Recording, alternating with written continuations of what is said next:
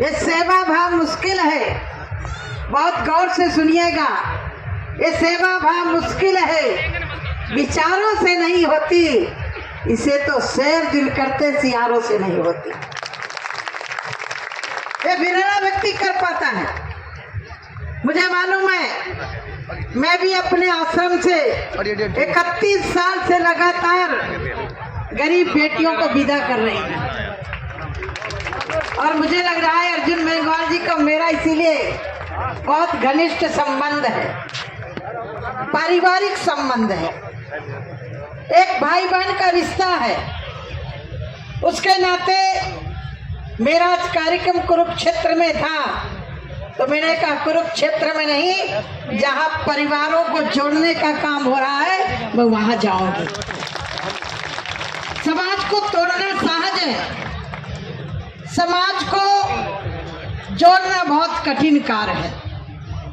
और आज के इस कार्यक्रम में आदरणीय अर्जुन मेघवाल जी के 18वां इस कार्यक्रम में, 18 के बाद तो कोई अंक बचता नहीं ना, बहुत बड़ा कार्य है। और मुझे लग रहा है कि इस कार्यक्रम से अन्य लोगों को प्रेरणा लेनी चाहिए।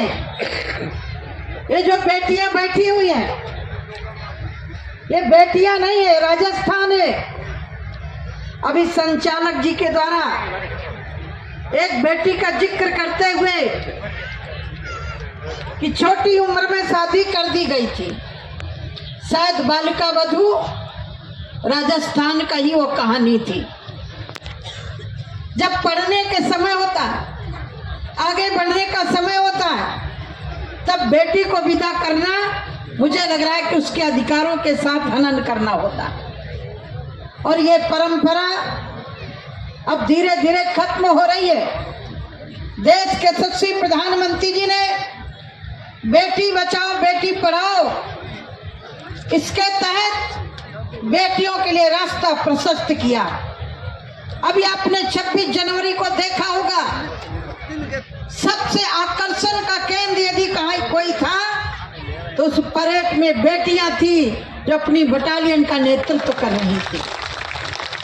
देश के यशस्वी प्रधानमंत्री जी का अभिनंदन करना चाहती हूँ। उन बेटियों के लिए सैनिक स्कूलों में पढ़ने के लिए रास्ता खोल दिया कि बेटियां सैनिक स्कूल में पढ़ करके सेना में भर्ती हो सकती हैं। और आज तो मैं पहली सभा 22 जनवरी के बाद में बीकानेर में कर रही हूँ, और मेरे लिए जब मैं आपके बीच में बोल रही हूँ, जब कार सेवा हो रही थी, गोलियां चल रही थी, तब राजस्थान के कार्यकर्ता भी पीछे नहीं थे, वहां मौके पर थे। वो 22 तारीख का दिन भारत के लिए इतिहास का दिन है, नए भारत की शुरुआत का दिन है। 500 साल की लड़ाई का, संघर्ष का 22 तारीख को विराम लग गया, जब रामलला मंदिर पे विराजित हो गए।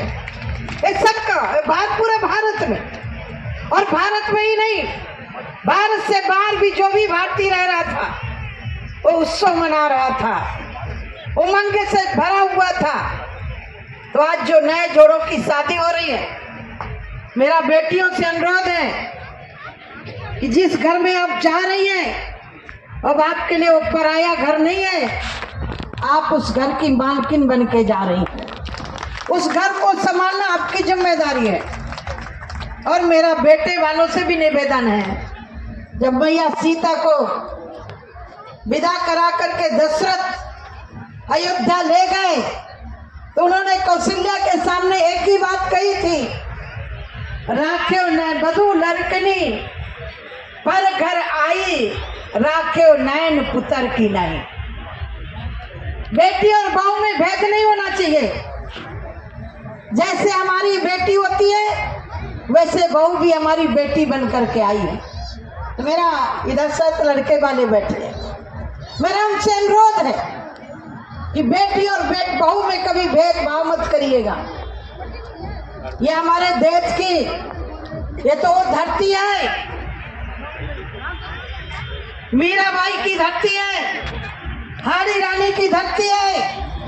ये धरती देश की गुलामी स्वीकार न करने वाले राणा प्रताप की धरती है, जिन्होंने घास की रोटी खाना स्वीकार किया था लेकिन किसी की गुलामी स्वीकार नहीं किया था। ये तो राजस्थान वीर भूमि है, वीरों की धरती है, धीरों की धरती है, भक्तों की धरती है। और यदि भक्त हो तो भगवान कृष्ण को भी गोद में लेकर के खिलाने वाली यदि कोई थी तो मीराबाई आपके देश की थी, आपके प्रदेश की थी। ये तो देश अपने आप में गौरव से भरा हुआ प्रदेश है और आप सबको बधाई देती हूँ। मैं चुनाव के पहले राजस्थान आई थी, मेरे से मीडिया वालों ने कहा साधु जी राजस्थान में सरकार बनेगी कि नहीं बनेगी। हमने कहा सरकार तो डंके की चोट से बनेगी, और बनी, तीनों राज्यों में बनी। अब आगे मोदी जी ने जो काम किया है गरीबों के लिए, किसानों के लिए, पिछड़ों के लिए, दलितों के लिए, और मोदी जी तो कहते मेरे लिए 4 जाति हैं। मालूम है कितनी जातियां? एक पहली जाति है गरीब, गरीब किसी समाज में हो सकता है, दूसरा युवा, तीसरा है किसान, और चौथा कौन है मालूम है? ये महिला। ये 4 ही जाति हैं और इन चारों जातियों के लिए माननीय प्रधानमंत्री जी काम कर रहे हैं। आज मैं बहुत अंदर से प्रसन्न हूँ कि हमारे मंत्री जी के द्वारा, उनकी श्रीमती जी के द्वारा एक कार्यक्रम आयोजित किया जाता है। एक कार्यक्रम करना सहज नहीं होता है, क्योंकि मैं करती रहती, मुझे मालूम होता है।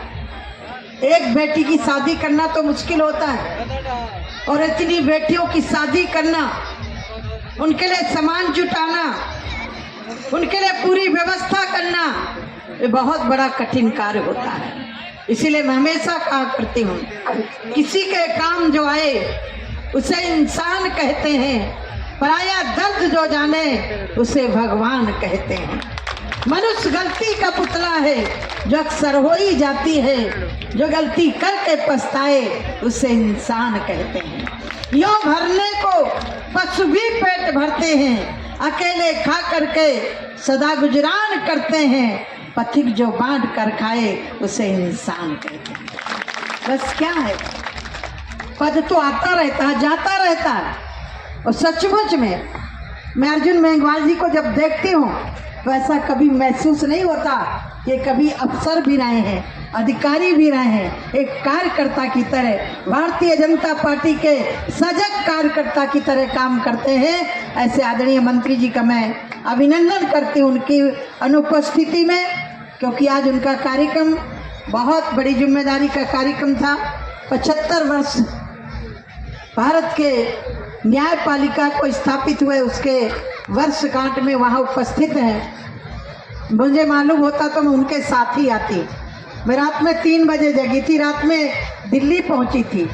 लेकिन चलिए, उनका पूरा परिवार है, उनके परिवार के, पार्टी के परिवार के लोग हैं, मेरे लोग हैं, मैं आपके बीच में आई हूँ। उनकी उपस्थिति में जो भजन मेरे से हमेशा सुनते हैं, उसी भजन को दोहरा के मैं वाणी पर राम देती हूँ। बोले वृंदावन बिहारी लाल की। आपकी आवाज नहीं आ रही है, डर रहे हो क्या? कम से कम मेरे बुंदेलखंड तो आवाज जानी चाहिए। बुंदेलखंड की आवाज सुनिए कि नहीं सुनी? बुंदेले हर बोले मुख से सुनी कहानी थी, खूब लड़ी मर्दानी वो तो मैं वहीं की जन्मी हूँ, तो मुझे धीमी आवाज अच्छी नहीं लगती। एक बार जरा जोर से बोलिए ना, जय श्री राम। इधर वाले लोग नहीं बोल रहे, माताएं बोल रही है, पक्षपात मत करो भाई।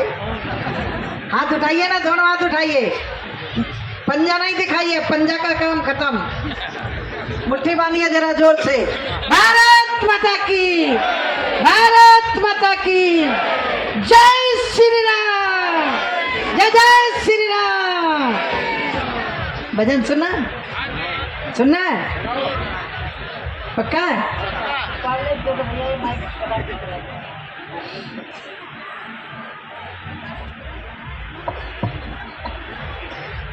सुना दूं? ओ ओ ओ ओ, उससे तो यही अच्छा है। कई जन्मों से। वो लड़का है नहीं। मोदी जी की टीम में सब गायक है, चिंता मत करिएगा। एक ने मेरे से कहा, बिच्छुओं की कतार जा रही थी तो बोले इसमें सरदार कौन है? तो हमने कहा हाथ लगा के देख लो, पता चल जाएगा सरदार कौन। तो मोदी जी की टीम मंत्रिमंडल में एक संतों की टीम है। कई जन्मों से बुला रहे हो, कई जन्मों से। बीकानेर वालों से रिश्ता है कि नहीं है? बोलो ना। मेघवाल जी से रिश्ता है तो आपसे अब तो रिश्ता है ना?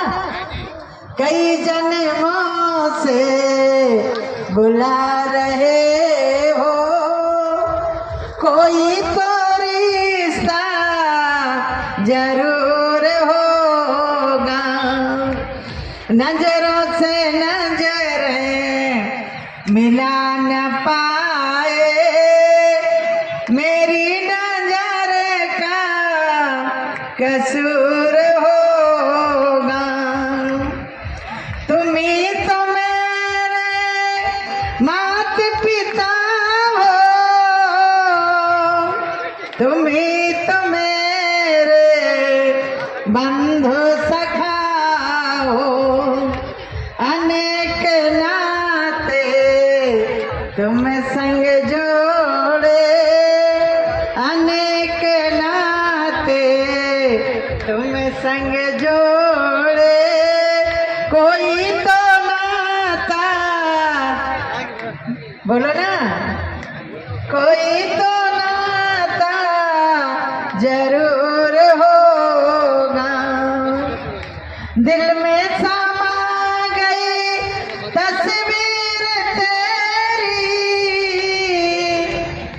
दिल बन गया है जागीर मेरी। तुम मेरे प्रियतम, मैं हूँ पुजारी। तुम मेरे प्रियतम, मैं हूँ पुजारी। दर्शन दिखाना जरूर होगा। तुम ही तो मेरी आत्मा हो, तुम ही तो मेरे परमात्मा हो। मुझी में रह कर मुझी से पर्दा, मुझी में रह कर मुझी से पर्दा, पर्दा हटाना जरूर होगा। कभी बुलाते हो वृंदावन में, कभी बुलाते हो माधुबन में। अपने घर तो रोज बुलाते, अपने घर तो रोज बुलाते। मेरे घर आना, बोलो ना, मेरे घर आना। आओगे कि नहीं आओगे? हैं? आओगे ना? तो आप सबको बहुत बहुत शुभकामना, और हमारे ट्रस्ट के सदस्यों को भी बहुत बहुत शुभकामना। और नौ दंपत्ति बेटी और बेटों को मेरी बहुत ढेर सारी शुभकामनाएं। बहुत बहुत धन्यवाद। अपने लिए तो दुनिया जीती है, लेकिन किसी के लिए जीना हर के बस का नहीं है। आदरणीय अर्जुन मेघवाल जी, सौभाग्य आप सब लोगों का। बहुत ही एक सहज सरल व्यक्तित्व के धनी, जिनका एक तरह से